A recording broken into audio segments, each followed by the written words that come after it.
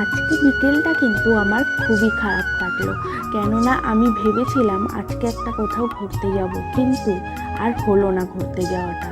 তো ভাবলাম কি আর করা যাবে, ঘুরতে যেহেতু যাওয়া হলো না, তো কিছু না কিছু একটা করে তো মনটাকে ভালো রাখতে হবে। তো সেই ভেবে আমি কিন্তু ছাদে চলে এলাম পাখি দেখতে।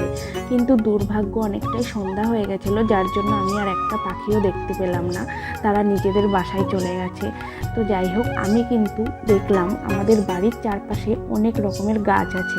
তো দেখতেই পেলে প্রথমে পেঁপে গাছ দেখালাম, আর কতগুলো পেঁপে ধরেছে।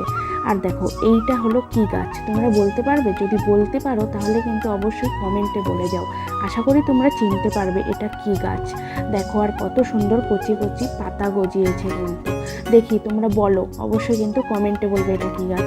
আর একটা গাছ তোমাদের দেখাই, কত সুন্দর। এখন কিন্তু এই ফুলগুলো হওয়ার সিজন। এগুলো হচ্ছে সজনে ফুল। আর